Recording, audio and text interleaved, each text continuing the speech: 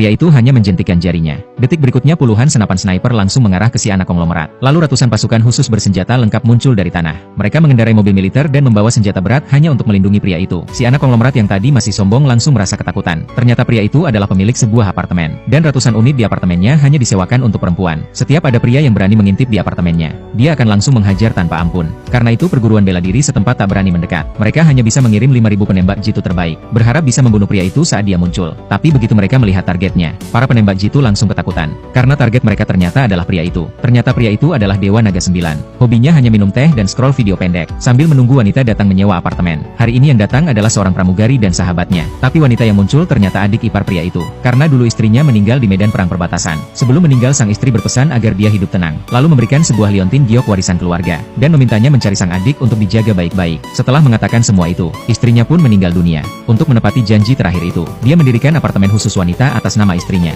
hanya untuk menunggu adik iparnya datang. Saat mereka sedang membicarakan harga sewa, tiba-tiba sekelompok orang masuk dari luar. Dua gadis itu langsung bersembunyi di belakang pria itu, sambil bertanya apakah mereka membawa mainan atau senjata asli. Belum selesai bicara, semua anggota langsung masuk mode tempur. Pria itu yang melihatnya langsung tak tahan, langsung merebut mainan dari pemimpin mereka, dan mengejek kualitas tiruan mereka yang buruk. Anggota tim mendengar itu langsung marah, tapi pria itu tidak menggubris, lalu bertanya apakah mereka datang untuk menyewa kamar. Namun saat para anggota menggeleng, pemimpinnya langsung mengancam mereka. Kalau pria itu sampai ketakutan, mereka pasti akan dihukum. Mendengar itu para anggota akhirnya mengaku datang untuk menyewa. Padahal apartemen ini jelas tidak menerima penyewa pria. Tapi untungnya para gadis merasa aman tinggal di sana karena perlindungan pria itu. Akhirnya pria itu berhasil menandatangani kontrak dengan adik iparnya. Setelah membayar dan baru saja pergi, pemimpin langsung berlutut memberi hormat pada pria itu. Tapi pria itu tak menghiraukannya sama sekali. Lalu bertanya pada salah satu wanita apakah ingin menyewa kamar. Belum sempat wanita itu menjawab, pemimpinnya sudah langsung menyanggupi untuknya. Di sisi lain murid pria itu mendapat kabar tentang gurunya, langsung bersiap untuk mencarinya. Saat itu pria itu baru saja turun dari atas. Adik iparnya langsung meminta pria itu tidur dengannya. Pria itu langsung menolak. Namun detik berikutnya adik iparnya malah menariknya. Ternyata dia hanya menyuruhnya menangkap tikus. Mendengar suara aneh,